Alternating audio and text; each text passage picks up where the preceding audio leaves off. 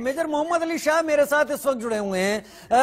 Major Shah, आपको क्या लगता है ये जो अफगानिस्तान अब जिस हालत में आ गया है और अगर ये और ज्यादा डिस्टेबलाइज होता चला जाता है तो कितना बड़ा खतरा हो सकता है? अपने खुद के लिए तो खतरा होगा ही होगा, आसपास के दूसरे मुल्कों के लिए, पाकिस्तान को इसमें अलग कर देना चाहिए, बाकी मुल्कों के लिए कितना बड़ा खतरा बनेगा?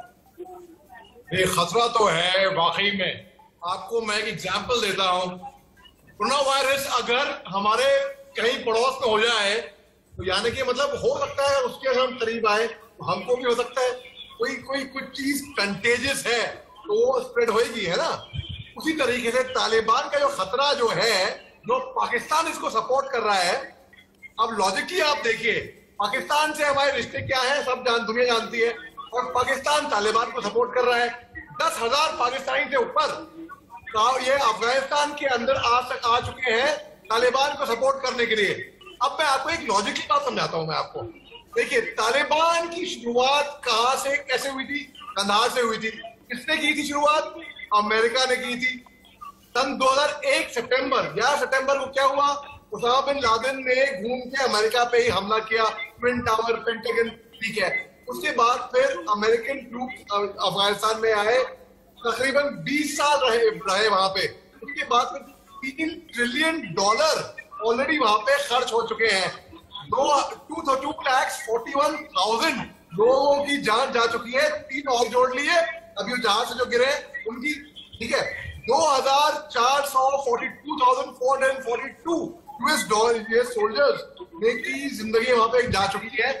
20,000 यूएस के सोल्जर्स वहां पे जख्मी हुए थे। $90 बिलियन का खर्चा हुआ है पूरा अफगानिस्तान में फोर्सेस के ऊपर। अब मैं आता हूं मुद्दे पे। भाई, इंडियन आर्मी ने भी अफगानिस्तान आर्मी के सोल्जर्स को ट्रेनिंग दी थी, और इंडियन आर्मी देश की सबसे मजबूत आर्मी मानी जाती है।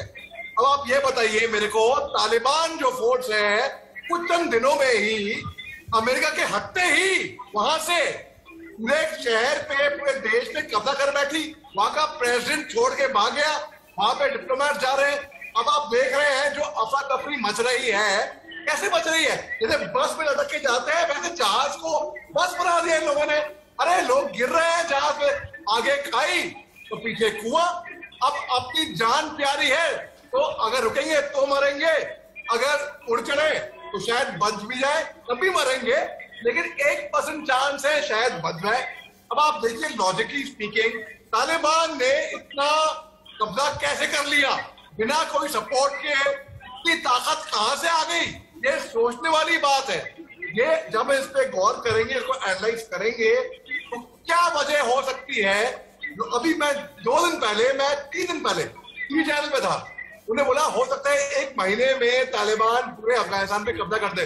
तभी मैंने कह दिया, अरे 1 महीना कुछ दिनों की बात है, कुछ दिनों में वहां पे तालिबान हक जमाएगी वहां पे। अब दूसरी बात है, अब अफगानिस्तान ठीक है सर, ठीक है। वो उन लोगों ने वो करके दिखा दिया, और एक कमजोरी साफ यहाँ पर झलकी की एज ए स्टेट अफगानिस्तान सरकार तमाम चीजों को लेकर पिछले कई सालों में शायद सोई रही। उसने अपनी फोर्स को तैयार नहीं किया, उसने इन तालिबानियों को जो अपने गढ़ों में छुपे हुए थे उन्हें कमजोर नहीं किया, वहीं खत्म नहीं किया। मेजर मोहम्मद अली शाह, जहां तक जो अब तक चीजें सामने आ रही हैं, रूस, तुर्की और उसके साथ चीन और पाकिस्तान तो खुलेआम अब आ गए हैं समर्थन देने के लिए। चीन ने तो अपनी तरफ से तालिबान की शक्ति को स्वीकार भी कर लिया है, रूस और तुर्की भी हैं। एक टेररिस्ट ऑर्गेनाइजेशन एक सरकार को हटा रहा है और वो अपने नियम कायदे ला रहा है, और ये तमाम देश उसको समर्थन देने की कतार में खड़े हो रहे हैं। वर्ल्ड अरीना किस तरीके से अब बदलता आपको दिख रहा है? क्या तालिबान को लेकर अब 2 धड़ों में नहीं बटेगा तमाम इलाका? जी बिल्कुल दुरुस्त बात है। और जैसे कर्नल नाइन साहब ने बड़े साफ तरीके से समझाया कि बहुत ही शर्म की बात है कि 40 से ऊपर अंतर्राष्ट्रीय देश इसमें कुछ नहीं कर पा रहे, ना ही नाटो, ना ही यूएन, ना ही क्वाड, कोई कुछ नहीं कर पा रहा इसके ऊपर।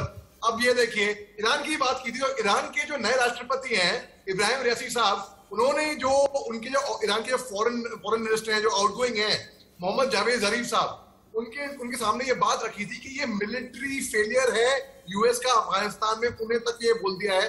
और जो आउटगोइंग जो फॉरेन मिनिस्टर हैं इनके अपने ईरान के, ये जरीफ साहब, इनकी मुलाकात, इनकी बात हुई थी चाइनीज के काउंटर पार्ट से, और उन्होंने बोला था कि उस टाइम पे कि हम यू शिन यून उनके चाइनीज काउंटर पार्ट है, और उन्होंने बोला कि भाई आप जो पहचान दे रहे हैं तालिबान को, एक तरीके से लेजिटिमेसी दे रहे हैं चीन, अमेरिका और पाकिस्तान, तो ये कि बल्कि ये एक्सेप्टेबल नहीं है एक तरीके से।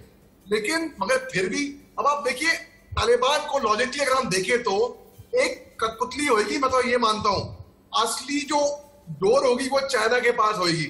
और दूसरी बात है, जो तालिबान फाइटर्स हैं वो 20 साल यूएस के बाहर रहने से सॉफ्ट हो गए थे, उनको अपनी फाइटिंग भूल चुके थे, वो गुफाओं से निकल के आ गए थे, उनको एसी की आदत लग गई थी, थोड़ा एक अलग मॉडर्न जिंदगी, गाड़ियों की आदत लग गई थी, मोबाइल फोन की आदत लग गई थी, एक अलग आदत लग चुकी है उनको। अब आप खुद देख लीजिए, आपको फर्क दिखाता हूं मैं। अभी जो तालिबान की जो स्पोक्समैन है मिस्टर शाहीन साहब, वो अंग्रेजी में बात कर रहे हैं, मीडिया से भी, यहाँ से भी।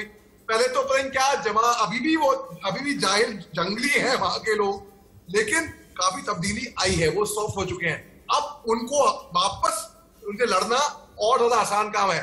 और क्योंकि अफगान आर्मी इंडियन आर्मी के अंडर ही ट्रेन हुई थी, तो मेरे को ये ताजुब होता है कि अफगान आर्मी नहीं लड़ पाई उनसे। लेकिन मैंने पहले कह दिया था कि पहले भी डिजर्शन होंगे, अफगानिस्तान आर्मी से बहुत लोग तालिबान की तरफ रुख मोड़ लेंगे, ये होएगा। और अब आपको जो दृश्य नजर आ रहा है, ये सब इसी का नतीजा है, फोरसाइट का। लोगों ने उम्मीद तो की थी कि तालिबान कब्जा कर लेगी पूरे अफगानिस्तान में, लेकिन इतने जल्दी कब्जा कर लेगी इसकी किसी को उम्मीद नहीं थी। वहां का राष्ट्रपति छोड़ के चले जाएगा, लोगों को उम्मीद नहीं थी। अब आप देखिए 1996 में क्या हुआ था, तालिबान ने उनके जो राष्ट्रपति हैं उनको लैंप पोस्ट से लटकाया था, और ये ताकि दोबारा ना हो वजीबुल्लाह साहब को। अब ये यहाँ के जो राष्ट्रपति जो फ्लड कर चुके हैं, इन्होंने बोला ये कि मैंने इसलिए फ्लड किया ताकि काबुल के इनोसेंट लोगों के बीच में क्लैशेस ना हो, ताकि लोगों की जान बच जाए। अब आप दिख रहे हैं अब आप जहाज से लोग अपने आप को बांध के जा रहे हैं, ओवरलोड हो रहे हैं जहाज। अब एक जहाज तो अमेरिका ये अफगानिस्तान का वहां पे क्रैश कर गया है, इसकी क्या वजह है वो बाद में इंक्वायरी होगी, अलग मालूम पड़ेगा। लेकिन ओवरलोड हो रहे हैं, बस की तरीके से जहाज रनवे पे जा रहा है। ये वीडियो आपने देखा होगा कि यूएस मिलिट्री का, यूएस एयरफोर्स का जहाज जा रहा है और लोग भाग रहे हैं कि वहां पे जहाज में। अरे अफरा तफरी मची हुई है अफगानिस्तान में, आगे खाई तो पीछे कुआं वाली बात है बिल्कुल। और इसको सुलझाने में मैं तो एक तरफ मानता हूं कि बैकडोर कम्युनिकेशन हमारा होना चाहिए तालिबान से। भलाई लोगों को पसंद आए कि ना आए, लेकिन ये बहुत जरूरी है, क्योंकि और कोई रास्ता भी नहीं बचा ना हमारे पास। और कोई रास्ता होता तो मैं मान सकता था, लेकिन बैकडोर कम्युनिकेशन से ही थोड़ा बहुत, अभी जैसे यूएन आने की कोशिश करेगी बाद में, वो कम्युनिकेट करने की कोशिश करेगी, और कम्युनिकेशन इज द की, मेरा ऐसा मानना है। आपको मैं एक छोटा सा संक्षिप्त में एग्जांपल देके खत्म करता हूं। फर्ज करिए आप अकेले कहीं पे जा रहे हैं, हमें से कोई भी, ताकि हर एक दर्शक को समझ में आ जाए, जिसको तालिबान या अफगानिस्तान के बारे में इतना इल्म भी नहीं है उसको भी समझ में आ जाए। मैं ऐसे समझाऊंगा, ठीक है। अगर हम सड़क पे जा रहे हैं, हमको गुंडों ने घेर लिया, 10 गुंडों ने, अब हम क्या करेंगे? अब हीमैन बन के उनसे दुश्मनी हम फाइटिंग करेंगे, या उनसे हम बात करने की कोशिश करेंगे, नेगोशिएट करने की कोशिश करेंगे, कम्युनिकेट करेंगे? तो यही स्ट्रैटेजी अभी हमको अपनानी चाहिए, मेरा ऐसा मानना है। यही स्ट्रेटेजी हमको अपनानी चाहिए, आपका ऐसा मानना है। लेकिन मेजर शाह, आपको लगता है क्या ये जो कुछ हुआ है, क्या ये सेटल करेगा आगे आने वाले दिनों में? जो अफरा तफरी दिख रही है वो खत्म होगी, या फिर आपको लगता है कि अफगानिस्तान एक गृह युद्ध की तरफ अब आगे बढ़ने वाला है? ये सेटल तो हर चीज कुछ टाइम के बाद हो जाती है, लगेंगे 10 दिन 2 हफ्ते, सेटल तो अल्टीमेटली होएगी। मगर ये आशार पूरे गृह युद्ध के ही हैं, और इसकी मैं आपको वजह भी बता सकता हूं। आपको इसकी वजह यह है कि खास तौर से तालिबान जो है वो बैक हो रहा है पाकिस्तान से। चाइना जो है वो नजर गाड़ी हुई है अफगानिस्तान पे, तो चाइना कंट्रोल करेगी। और चाइना और पाकिस्तान का क्या रिश्ता है हम सब जानते हैं, ये अच्छे दोस्त हैं। अब बीच में कहा ये तालिबान अफगानिस्तान का यूज हो रहा है यहाँ पे, बस, और कोई बात कुछ नहीं है इसमें। अब इसको गृह युद्ध की तरफ ताकि ना ले जाए, तो इसमें सुख शांति अमल रहे, पूरे वर्ल्ड का इन्वॉल्वमेंट चाहिए अभी। अब ये ऐसी घड़ी है, ऐसी मुश्किल घड़ी है पूरे देश के लिए, सबको साथ मिलकर आना चाहिए और इंसानियत देखनी चाहिए यहाँ पे। अब यूएस ऑफिस जो है वो वहां पे वो देखिए ओवर टाइम काम कर रहे हैं वीजा इश्यू करने के लिए, जितने भी है सब लोग ओवर टाइम काम कर रहे हैं वीजा इश्यू करने के लिए।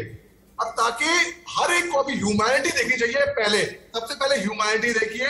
ये जाहिलपना और ये जो है, मैं ओपन लेटर लिखूंगा तालिबान को, मैंने ओपन लेटर लिखा था जैश ए मोहम्मद को, जो कि आपके चैनल ने भी काफी कवर किया था। उसके 10 मिलियन शेयर हो गए थे एक दिन में सोशल मीडिया पे। क्यों? क्योंकि लोगों को समझ में आया था वो लेटर। तो इसलिए अगर सरल भाषा में अगर तालिबान को समझाया जाए कि भाई आपका केवल इस्तेमाल हो रहा है और फालतू टट्टू की तरह उसके बाद आपको निकाल के फेंक दिया जाएगा, अगर उनको ये बात समझ में आ जाए तो शायद कम्युनिकेशन से उनके अंदर कुछ अकल आए। आपको लगता है तालिबान इन चीजों को समझेगा या समझने की वो कैपेसिटी रखता है? बिल्कुल नहीं, मेरे को नहीं लगता वो समझ, मगर और कोई चारा है ही नहीं, और कोई चारा वो मुझे बहुत मुश्किल लगता है कि वो इस बात को समझ पाएगा। लेकिन और अगर कोई चारा होता तो मान सकते हैं, मगर मेरा ऐसा मानना है जहां पे 1% भी चांस है, जैसे कि वो लोग हवाई जहाज में अपने आपको बांध के गए, ये सोची कर रह गए तो मरेंगे, भाग उड़ गए तो भी मरेंगे, शायद ही बच जाए। तो बस यही उस तरीके से, उसी एग्जाम्पल से, उसी एनालिसिस से मैं बता रहा हूँ, यही एक तरीका मेरे को नजर आ रहा है। इसके अलावा और अगर कोई तरीका होता तो और दिमाग लगाते हैं और शायद कोई अच्छा कोई हल निकला है इसमें।